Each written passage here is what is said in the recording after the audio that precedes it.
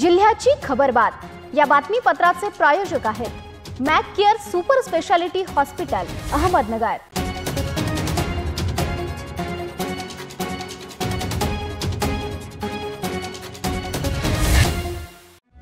प्रेक्षको नमस्कार, मी दिशा न्यूज 24 सह्याद्रीमध्ये तुमचे स्वागत। पाहूया अहिल्यानगर जिल्ह्यातील महत्त्वपूर्ण बातम्यांचा आढावा जिल्ह्याची खबरबातमध्ये।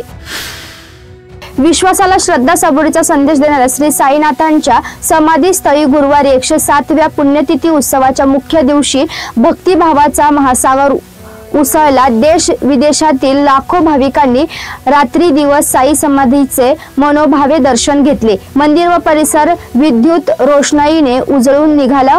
या उत्साहात मंदिर परिसरात मुंबई येथील द्वारकामाई मंडळाच्या वतीने आकर्षक विद्युत रोषणाई व समुद्र मंथनातून प्रकटलेल्या रत्नांवर आधारित साई रत्न हा आकर्षक देखावा तर सदाशिव दास यांच्या देणगीने मंदिर व परिसरात करण्यात आलेली आकर्षक फुलांची सजावट साई भक्तांसाठी लक्षवेधी ठरली। मी आरटीआय कार्यकर्ता आहे, तुम्हाला जेलमध्ये बसविल अशी धमकी देऊन प्राथमिक आरोग्य केंद्रातील एका डॉक्टरला ब्लॅकमेल करत त्याच्याकडून पैसे उकळल्याची घटना घडली। या प्रकरणी श्रीरामपूर तालुका पोलीस ठाण्यात खंडणीचा गुन्हा दाखल करण्यात आला आहे। राज्यातील उद्योग क्षेत्राचा जास्तीत जास्त विकास करून रोजगार निर्मितीला शासन प्राधान्य देत आहे। उद्योजकांना आरक्षण देणे हे शासनाचे कर्तव्य असून पारनेर सुपा औद्योगिक वसाहतीच्या विकासासाठी प्रशासनाने उद्योजकांना सर्वतोपरी सहकार्य करावे असे निर्देश मुख्यमंत्री अजित पवार यांनी दिले। उद्योजकांनी कुठलेही दबावाला बळी न पडता आपले काम करण्याचे आवाहन त्यांनी केले। राहता बाजार समितीत डाळिंबला प्रति किलो सर्वाधिक 205 रुपये भाव मिळाला। डाळिंबच्या 4099 कॅरेटची आवक झाली। डाळिंब नंबर 1 ला 151 ते 205 रुपये भाव मिळाला। डाळिंब नंबर 2 ला 51 ते 150 रुपये भाव मिळाला। डाळिंब नंबर 3 ला 46 ते 90 रुपये भाव मिळाला। डाळिंब नंबर 4 ला 10 ते 45 रुपये प्रति किलो भाव मिळाला।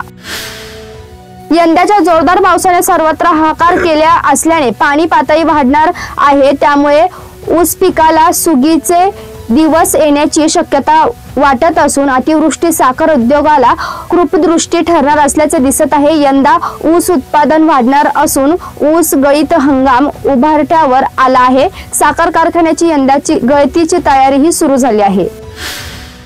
जिल्ह्याची खबरबात मध्ये घेऊया एक छोटीशी विश्रांती। कॉंग्रॅच्युलेशन्स वहिनी, बाळ झाल्याबद्दल। पण मी ऐकलंय डिलिव्हरी फार क्रिटिकल होती, आता ठीक आहे ना सगळं? अगं होता थोडा प्रॉब्लेम, पण स्त्रियांच्या आरोग्याची संपूर्ण काळजी घेणारं मातृसेवा होतं ना साथीला। सगळं सुरळीत झालं। किशोर वयापासून ते रजो निवृत्तीपर्यंत स्त्रीच्या आरोग्याची संपूर्ण काळजी घेणारं अहमदनगर मधील पहिलं स्त्री रुग्णालय Matruseva women's hospital obstetric ICU। किशोरवयीन आणि विवाहपूर्व समुपदेशन, गरोदर माता तपासणी आणि प्रसूती, पहिल्या सिझेरियन नंतर नॉर्मल डिलिव्हरीची सोय। मातृसेवा विमेन्स हॉस्पिटल, सक्कर चौक, नवीन टिळक रोड, अहमदनगर। फोन 9850200017। विश्रांतीनंतर तुमचं पुन्हा एकदा स्वागत। पाहूया पुढील बातम्या।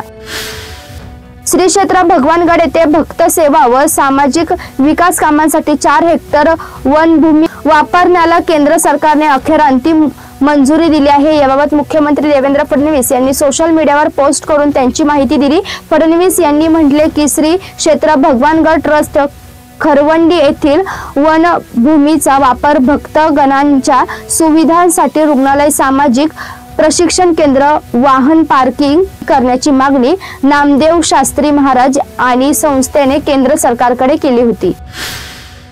पारनेर जिल्ह्यात सर्वदूर पाऊस पडल्याने मोठे नुकसान झाले असून पंचनाम्यांच्या सूचना दिल्या आहेत।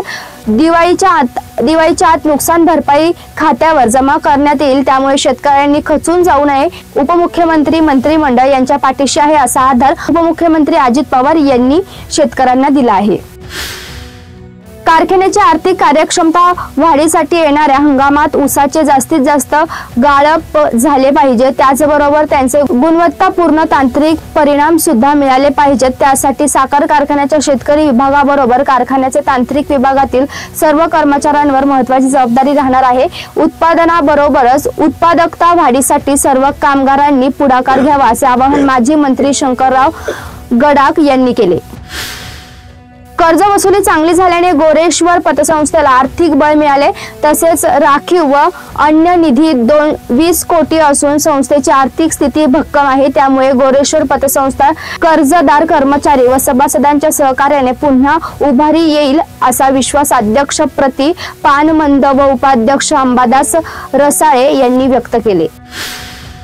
विजयादशमीच्या निमित्त राष्ट्रीय स्वयंसेवक संघाच्या वतीने संगमनेर शहरात संचलन करण्यात आले. 2025 हे राष्ट्रीय स्वयंसेवक संघाचे शाब्दिक वर्ष असल्याने स्वयंसेवकांमध्ये उत्साह पाहायला मिळाला. संगमनेर नगर परिषदेच्या सहकार महर्षी भाऊसाहेब थोरात क्रीडा संकुलनापासून संचलन सुरू झाले. यावेळी शस्त्रपूजा आणि बौद्धिक कार्यक्रम पार पडला. आमदार अमोल खताळ हे देखील संचलनात सहभागी झाले होते.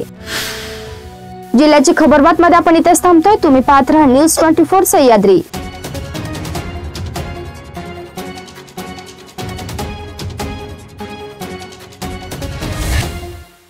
जिल्ह्याची खबरबात या बातमीपत्राचे प्रायोजक होते Mac Care super speciality hospital Ahmednagar.